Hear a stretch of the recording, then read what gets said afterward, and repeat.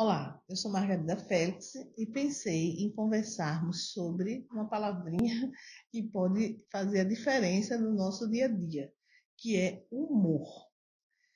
Eu vou chamar também esta condição de emoção, de sentimentos que aparecem na nossa consciência como mood. Mood, uma palavra inglesa, mas que quer dizer humor, mas no sentido mais profundo que a gente vai conversar. E por que eu pensei de a gente conversar sobre isso? Porque esta condição ela é muito mais presente e influencia muito mais a nossa vida do que imaginamos, inclusive o nosso sono. E também o nosso sono influencia o nosso humor. Então, nós podemos conversar sobre isso e saber como lidar com isso de uma maneira melhor, especialmente a gente entendendo sobre auto-hipnose, meditação, relaxamento, e fazer com que isto possa ser um caminho de evolução, de crescimento, de autoconhecimento, e sim gerar uma condição de maior estabilidade do nosso humor. Eu acho que todo mundo quer ter um humor alegre, tranquilo, ter uma espécie de controle sobre os seus estados emocionais no dia a dia. Então, muitas pessoas têm uma oscilação grande de humor, e aí a gente vai falar sobre isso, e como isso pode ser resolvido, como é que a gente pode fazer por onde realmente os nossos estados, nossos humores possam ser favoráveis a uma vida tranquila e a um sono tranquilo. Nada mais prático do que uma boa teoria. Isso é uma frase comum quando nós estamos para conhecer, para aprofundar um pouco algum assunto, algum tema, algum conhecimento que tem uma natureza teórica ou prática, sempre a gente vai precisar de alguma noção sobre aquilo que a gente está falando. Então, por isso, eu vou pedir sua atenção, sem se preocupar em prestar a atenção e decorar as palavras, os conceitos, mas de ter uma aproximação fácil, intuitiva, que vai ser prático para a sua vida.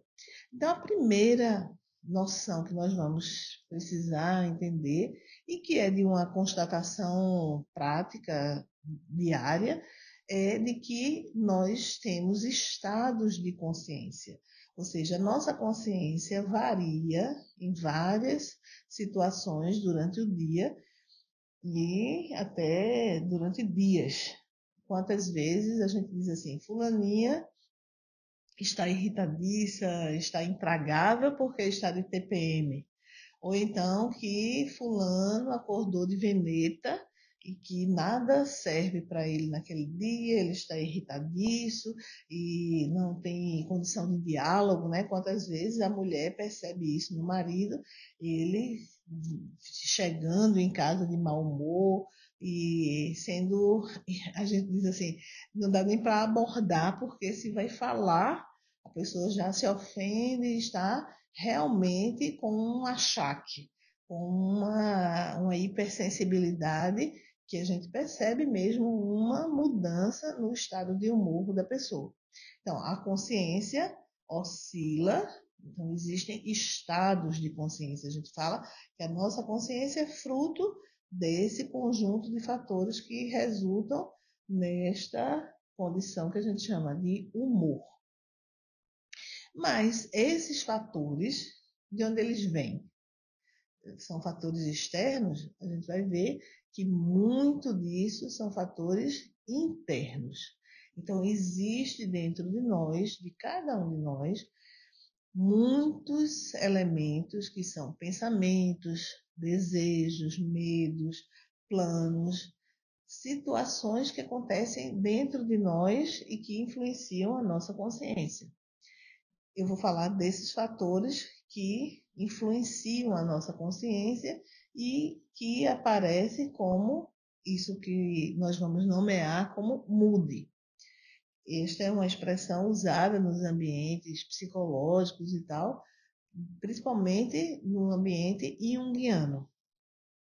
Então, a segunda a segunda premissa, o segundo passo para que a gente entenda que os estados de consciência se alteram, nós temos ações sobre a nossa consciência de fatores que vêm do nosso inconsciente. Então, o que é um inconsciente? É uma parte da nossa mente que existe, que influencia muito nos nossos estados emocionais e que influenciam, por consequência, a nossa consciência. O inconsciente, ele não é passível da gente perceber diretamente, senão não era inconsciente, não é? Inconsciente quer dizer não consciente. Se eu tenho consciência, já não é mais o inconsciente, entende? É algo que está por trás da nossa consciência, mas que faz reflexos na nossa consciência. Que reflexos são esses? Mudança do nosso estado de humor, a uma situação onde a gente se bloqueia, ou situações positivas de uma solução de um problema que surge na nossa consciência, como aquela sensação de eureka, de caiu a ficha, teve um insight vindo de lá de dentro, de nossa mente inconsciente. E a gente diz assim, na nossa consciência, quem dirige, quem é o gerente da nossa consciência é o nosso eu, que comumente nos ambientes mais de psicologia, de medicina, a gente chama de ego. Mas ego quer dizer eu. Ego é uma palavra latina para dizer eu. E o que significa esse eu? O centro da nossa consciência. Isto que faz você, estando me escutando neste momento, prestar atenção, compreender, voltar a sua atenção para o que eu estou falando. E também o eu cuida da nossa vontade. O que significa isso? Conscientemente nós decidimos coisas, pensamos, resolvemos e usamos essa capacidade de pensar, de estabelecer conexões de causa, de efeito, de entender o que é anterior, o que é antecedente, com o que é consequente. São maneiras de a gente arrumar os nossos pensamentos. Isto tudo quem cuida é o nosso eu, que eu vou chamar de eu mesmo, mas vocês entendem que é a mesma coisa que as pessoas chamam de ego. E o nosso inconsciente também tem outro centro diretor, digamos assim, que é mais importante até do que o nosso eu, que a terminologia se refere o termo que se usa para se referir a esse centro de uma decisão profunda, mais importante até do que o nosso eu, é usar a expressão de si mesmo. Então, a expressão si mesmo é a mesma coisa da gente dizer selbst em alemão ou self em inglês, mas não precisa se preocupar com essas expressões. Eu vou dizer uma palavrinha que vai soar muito fácil para a gente entender o que é esse centro mais profundo de decisões, de planejamento que existe dentro de nós, lá no fundo do nosso inconsciente. É o nosso coração psicológico. Então, quando a gente diz assim, fulano não botou o coração ali, ele não está envolvido profundamente com aquilo, é fácil da gente entender que um exemplo fácil da gente perceber isso é a pessoa diz que quer algo, diz que vai fazer, mas não faz.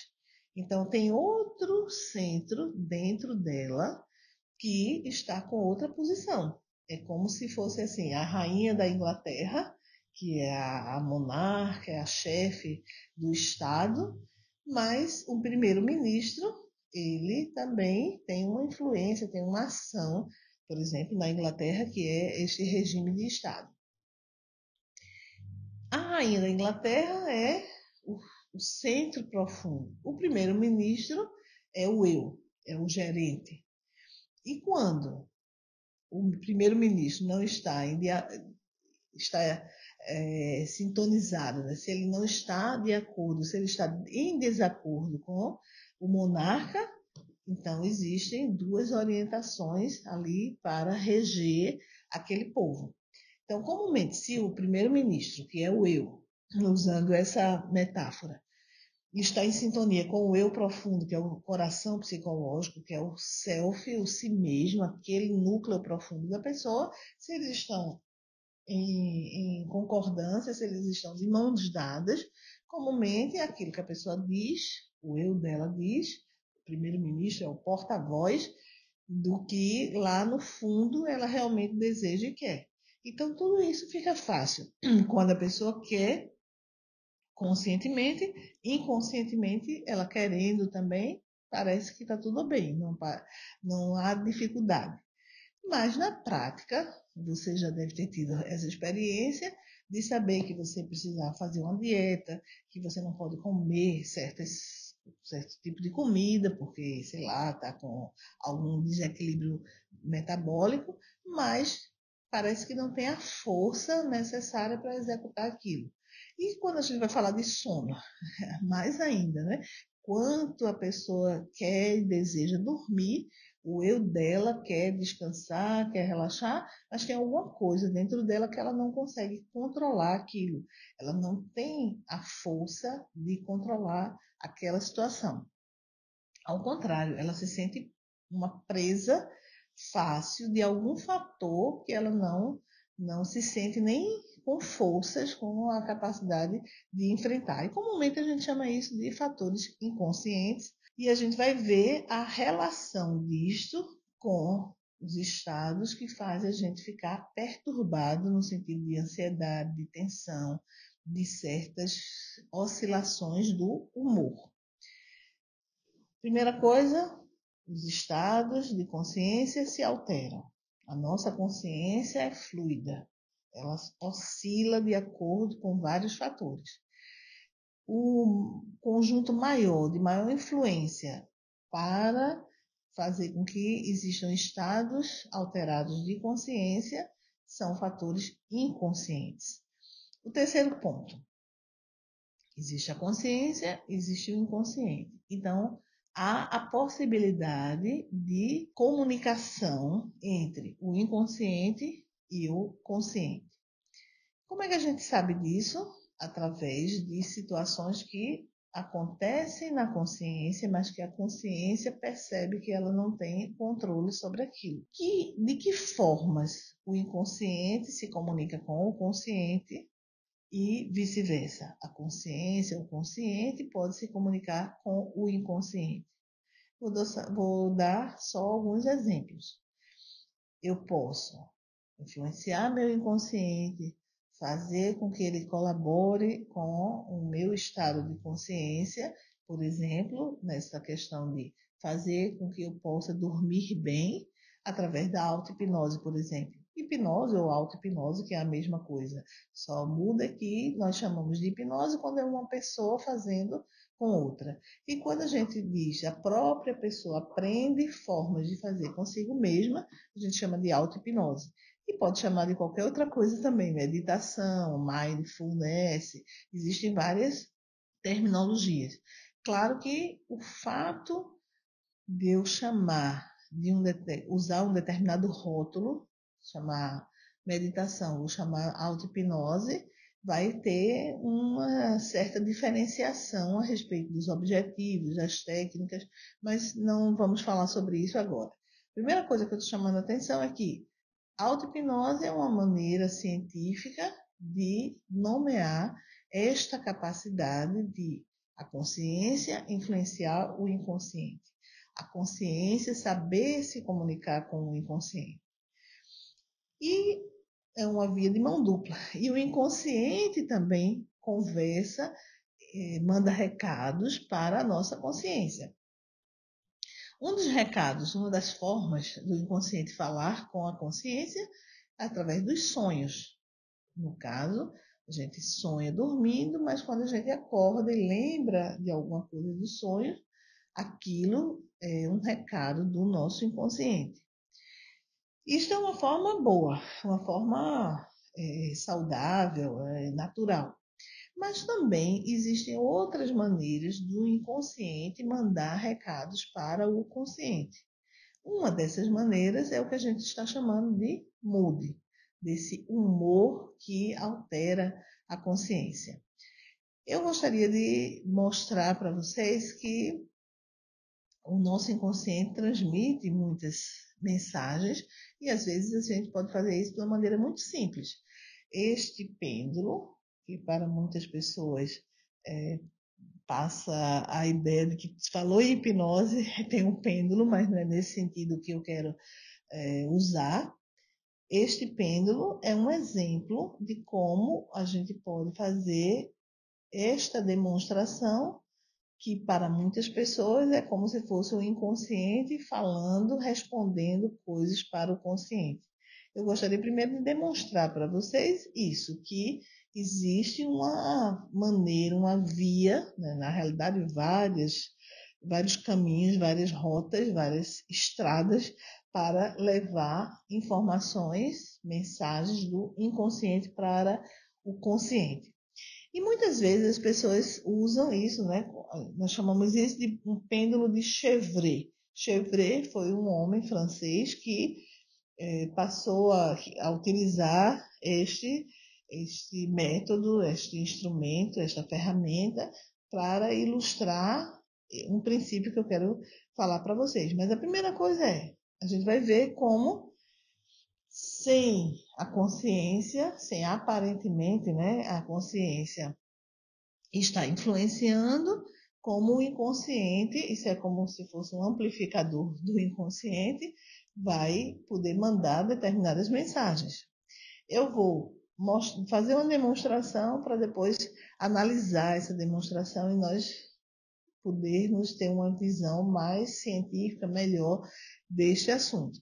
Então eu vou fazer quase que parece como se fosse uma brincadeira, mas que vai poder dar para ilustrar bem. Eu vou usar esse sistema aqui. O S significa sim,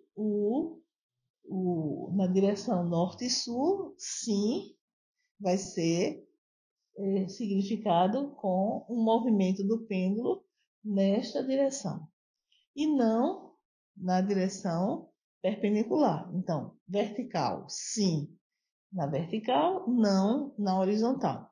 E talvez nesta direção circular. E aí eu vou mostrar para você, agora nessa sequência, um exercício que é fazer uma pergunta e deixar o pêndulo responder.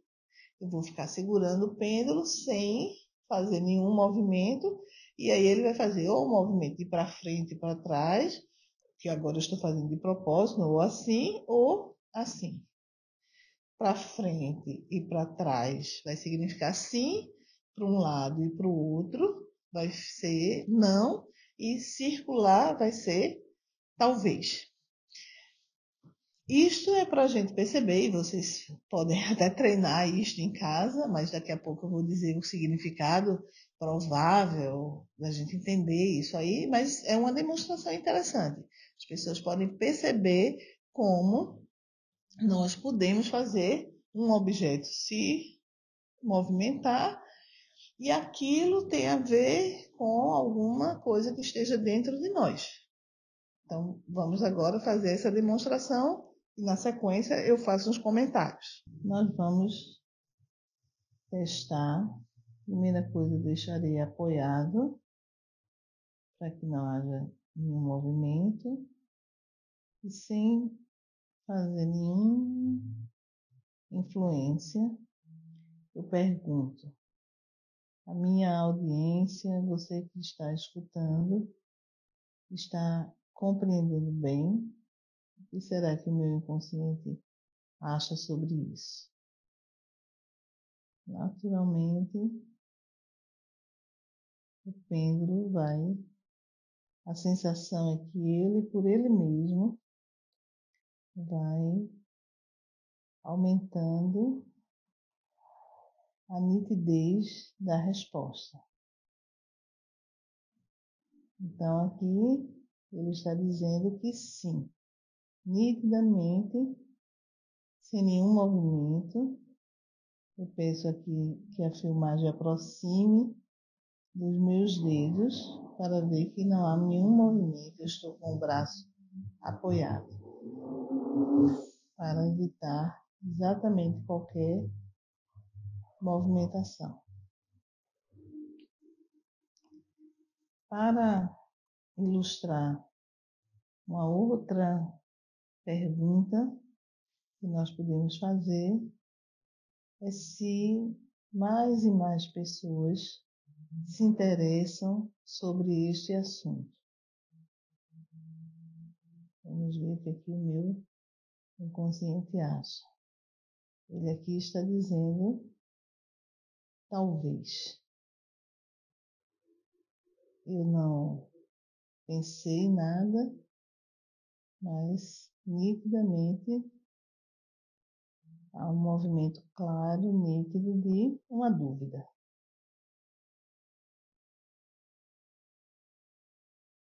Nós também podemos muitas vezes usar esse método. Muitas pessoas pensam que ele também pode servir como uma forma de intuição. Por exemplo, para descobrir o sexo do bebê de uma mulher grávida. Então, como eu tenho uma assistente aqui que está grávida, ela está filmando, a gente combinou de fazer exatamente a pergunta, se vai ser menino ou menina. E aí a gente vai estabelecer que menino é no sim, no S, e menina é no não.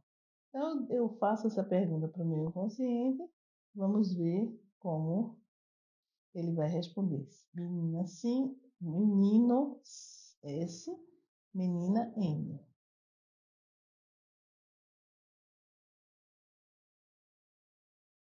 Então, vejam como há uma dúvida e o pêndulo não indica nada.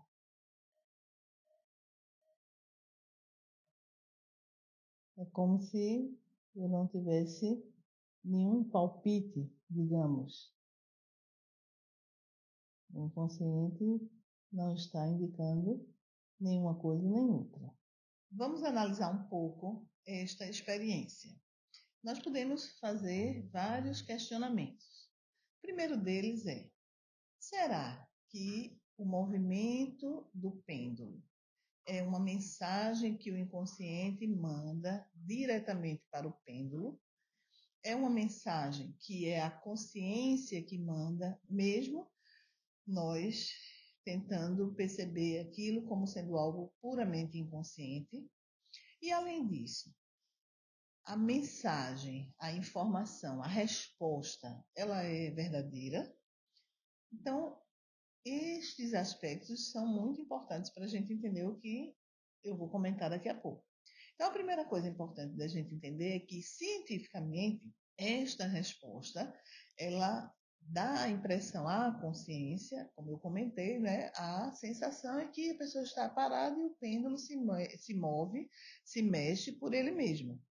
E a vivência é esta mesma. Se a pessoa estiver fazendo com honestidade, ela está ali parada, segurando, só pensando, colocando uma questão para o inconsciente. Mas eu tenho que dizer para vocês que, cientificamente, o que quer dizer cientificamente? Quer dizer, colocado numa condição experimental que se observa qual é o fator-chave que está influenciando ali. E então, esse fator-chave se sabe que é uma condição de micromovimentos no dedo. Eu estou fazendo agora exagerada. Sim, exagerado, mas imagine isso subliminarmente. A pessoa não percebe. E, de fato, isso é uma forma da gente entender que o inconsciente age desse jeito, de forma subliminar. A pessoa não percebe. Então, o meu objetivo em demonstrar para vocês, usando o pêndulo de Chevreul como uma forma de expressão do inconsciente, é exatamente a gente perceber que o inconsciente está aqui agora, agindo na nossa vida, influenciando a nossa consciência. No caso aqui, a consciência tem a sensação, a percepção de que não é ela que está fazendo nada. Ela está parada e a coisa acontece sem um movimento, sem um ato voluntário do eu decidir, né? Eu vou mexer meus dedos. Acho que dá para a gente entender isso. E quando a gente está respondendo alguma coisa através deste método, de fato, a gente pode estar influenciando a resposta. A gente no sentido consciente e também no sentido inconsciente. Eu posso, sem querer, sem nem perceber, estar dizendo aquilo que eu quero escutar. Então, expressando aquilo que está no inconsciente, e isso não quer dizer, como eu disse, verdade ou mentira. Pode estar enviesado, pode estar distorcido por algum fator, alguma expectativa e até um processo de negação. Uma coisa que eu não queira perceber, que eu não queira ver, eu posso estar usando esse tipo de método para me auto-enganar, né? Para me enganar. Então, eu gostaria de chamar a atenção para isso. É uma forma bem simples, né? Nós, de fato, o pêndulo faz que função? A função de amplificar esses micromovimentos. E essa amplificação também manda uma mensagem para o sujeito, para a pessoa, como também para os outros. A ideia de que aquilo é inconsciente, que a pessoa não influencia, que aquela mensagem em alguns ambientes, né, se usa esse tipo de recurso para as pessoas acham que aquilo ali é um método divinatório, que elas estão adivinhando o futuro, que elas estão dizendo algo para a pessoa, dando uma resposta, e de fato, cientificamente, a gente tem como comprovar que isso é apenas uma forma de, por uma via não verbal, de micromovimentos musculares, a pessoa está expressando de alguma maneira a sua opinião. Opinião inconsciente e a opinião consciente também. Acho que já podemos considerar que nós temos como perceber os efeitos do inconsciente sobre a nossa consciência. E aí eu gostaria de dizer que isso é uma conversa, né? Uma via de mão dupla. O consciente para o inconsciente e o inconsciente para o consciente. Então, nestas conversas entre o inconsciente e o consciente, nem sempre a troca de mensagens é amistosa. Então, muitas vezes, as pessoas só reconhecem, e às vezes nem reconhecem, como nós vamos ver daqui a um instante, que aquele estado de consciência é algo refletindo uma condição interna, interior, um mood. E, ao contrário, pensa que aquela reação, aquela sensação, aquele estado de consciência é um reflexo do que está acontecendo na realidade exterior, que foi provocado por uma situação real, concreta, e que a pessoa está só reagindo, digamos, muito objetivamente, e a pessoa não percebe que um fator interno está influenciando aquela reação que a pessoa está tendo. Uma reação de hostilidade, uma reação de até de enlevo, de se sentir bem, pode ser para o bem ou para o mal, né, como eu sempre repito, mas que sempre haverá um fator interior dando o tom, a tonalidade daquela reação. E que fator, ou que fatores são estes que pesam para influenciar nesse estado de consciência e, especificamente, nós vamos falar de um que distorce a forma da pessoa estar percebendo o interior e o exterior. E, principalmente, achando que a razão do seu mal-estar, do seu mau humor, do seu achaque é externo. Este fator chama-se mood. MOOD, que em inglês quer dizer humor. Mas quando a gente usa essa expressão neste ambiente psicológico, nós queremos dizer um tipo de humor e uma influência específica do inconsciente sobre a consciência. E aí eu gostaria de dizer, para ficar mais claro, vocês entenderem, né, você especialmente poder perceber isso como uma coisa prática para a sua vida, como uma coisa que vai lhe acrescentar um autoconhecimento, uma coisa que vai lhe ajudar no seu relacionamento, na sua qualidade de sono e, claro, na sua forma de se auto-hipnotizar. Jung trouxe uma teoria, um modelo, um mapa para que nós possamos entender melhor a nossa mente e o nosso comportamento e a natureza humana. E Jung chamou a atenção para o fato de que existem funções psicológicas que ordenam, que arrumam, que ajustam a nossa consciência. Algumas dessas funções são voltadas para o exterior. A gente chama de funções extrovertidas. Extrovertido quer dizer voltado para fora. E algumas dessas funções são introvertidas, ou seja, voltadas para dentro. Quando eu tenho uma capacidade, todos nós temos, né? Quando nós estamos percebendo o ambiente e estabelecendo a relação de causa e efeito, isto acontece por conta daquilo, a coisa que está acontecendo foi fruto de uma coisa anterior, isso é uma função chamada pensamento. Nós arrumamos com a razão, com o juízo sobre aquele acontecimento, os fatos e damos uma explicação para ele. Isso é o pensamento. Mas Jung fala de feeling, que em português a gente chama sentimento. Mas não é um sentimento no sentido de uma emoção. Vem aquela emoção de raiva, aquela emoção de apaixonamento. Não, ele está falando de uma forma de a gente ter uma percepção de algo e dar um valor àquele algo. Aquilo é bom, aquilo é ruim, aquilo é incômodo.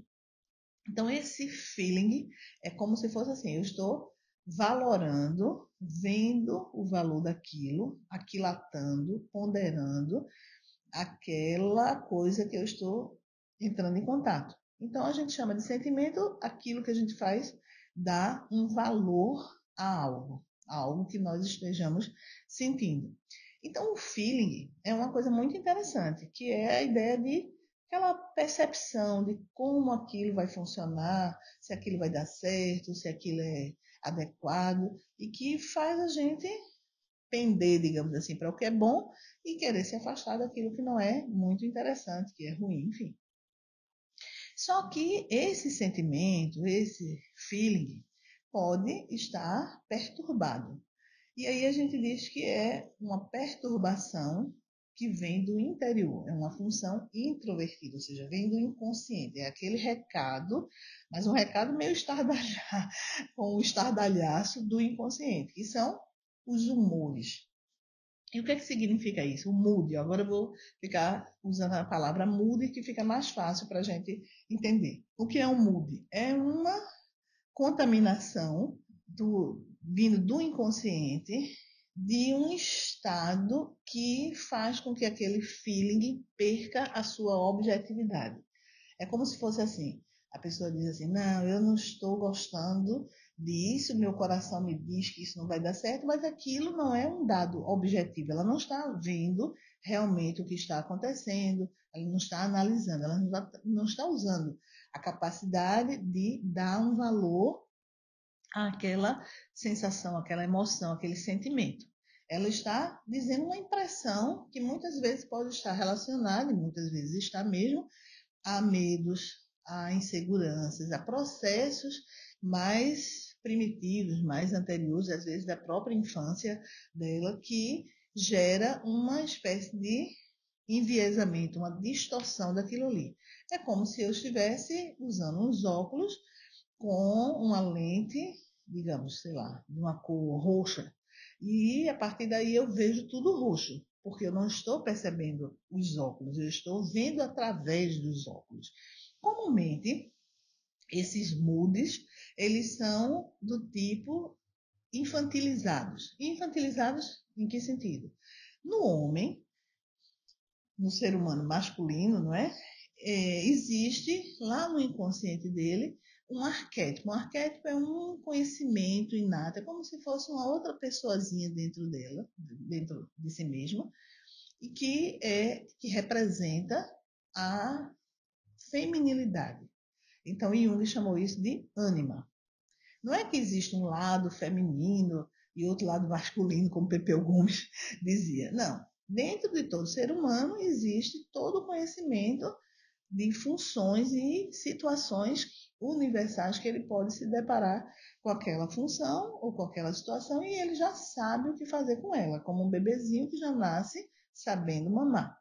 Então, no homem, a ânima, ela está lá no inconsciente e ela é digamos, essa capacidade da sensibilidade de perceber o lado emocional, o lado da emocionalidade no sentido dos sentimentos, de perceber coisas. A palavra é a sensibilidade. Só que quando um homem, um ser humano do sexo masculino, tem, de algum modo, a influência da ânima, ou seja, quando ele está sob o mood da ânima, o efeito negativo, na realidade, outro dia a gente fala dos efeitos positivos, mas agora eu estou falando do mood, faz com que ele fique irritado, mal-humorado, reclamando de tudo. É como se fosse, entendam bem, não é nenhum julgamento, nenhuma desqualificação, é como se fosse uma mulher frustrada. Que a gente diz assim, uma mulher mal amada, uma mulherzinha, uma mulher medíocre. Mas não é uma mulher concreta, é o padrão degenerado, digamos assim, porque não deveria estar funcionando na consciência, deveria estar lá no inconsciente. E depois a gente pode falar como o homem pode lidar com isso melhor, mas não neste vídeo, no outro vídeo. E aí isso perturba o estado de humor daquele homem. Na mulher é a mesma coisa sendo o contrário. Todos nós, homens e mulheres, temos os arquétipos ânima, que é o jeitão, o padrão, a definição do feminino, do princípio feminino, e o ânimo do princípio masculino. Então também a mulher, no seu inconsciente, tem lá esse padrão do ânimo, que é para ela poder reconhecer esses valores, essas funções em um homem concreto. E a mesma coisa o homem. Tem a ânima, que é uma forma também de poder reconhecer e saber como lidar com os padrões femininos aplicados, né, concretamente no seu relacionamento com as mulheres, com uma mulher concreta, se ele vai se relacionar com uma, se casar, etc. Então, toda vez que a ânima no homem ou o ânimos na mulher estiver, digamos assim, solto ali, eles vão dar uns respingos, eles vão dar uma desarrumada na consciência. E isso vai se expressar por um efeito no seu estado de humor, que não é simplesmente aquela história de tá de mau humor, tá de bom humor, mas é mesmo como se a pessoa estivesse possuída, entre aspas, por um fator inconsciente que faz ela perder o senso ali normal dela. Às vezes as pessoas dizem assim, tá, acordou de veneta, como eu disse no começo desse vídeo, tá de TPM. A gente nota que a pessoa está influenciada, tomada por um padrão de reação que não é o natural dela, digamos assim. É como se ela tivesse possuída, entre aspas, desse demôniozinho interior. Não estou falando do ponto de vista religioso, nem transcendental, nem metafísico. Estou falando uma maneira de como as pessoas sentem que elas estão tomadas por aquele estado de humor e que muitas vezes, quando elas saem daquele estado, daquele mood, elas deixam de estar possuídas, digamos assim, por aquele mood, elas percebem mesmo que elas foram exageradas, que elas não precisavam ter tratado o outro mal, que, enfim, sai é como se deixasse de tocar aquela fita, aquele programa, para passar para um outro estado.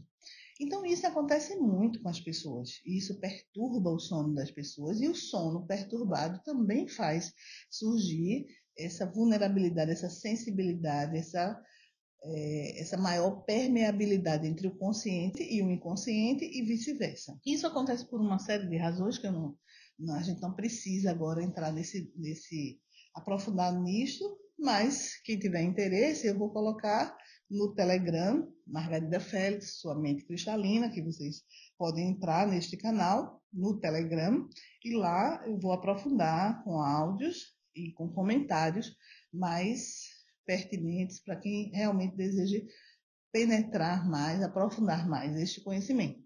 Por ora, o que eu queria chamar a atenção é o seguinte: muitas vezes, e é uma forma, um filtro, uma maneira da gente avaliar como a gente está na condição de contato com o nosso inconsciente, como a gente pode fazer um trabalho de fazer as pazes e realmente esses moods não serem prejudiciais, mas ao contrário, virarem fontes de inspiração, de criatividade. A gente sabe que eles também podem ser isso, não serem só motivos de chateação, de problemas de relacionamento, mas a pessoa poder estar mais integrada.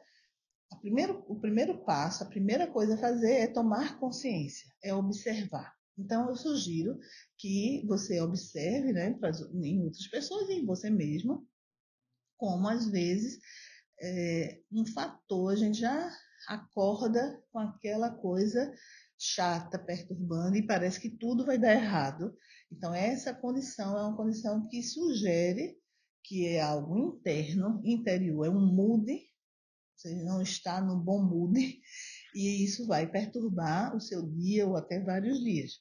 Mas a gente pode fazer algo a respeito. E é isso que nós estamos querendo passar para você como uma forma de melhorar, de fazer essa integração entre o consciente e o inconsciente, e com isso fazer com que o seu sono, a sua qualidade de cristalinidade da mente, sua mente esteja com ideias claras e translúcidas, né? Uma mente cristalina, através desses métodos, dessas dicas que nós estamos passando aqui no nosso canal. Eu ainda vou continuar sobre esse tema no próximo vídeo.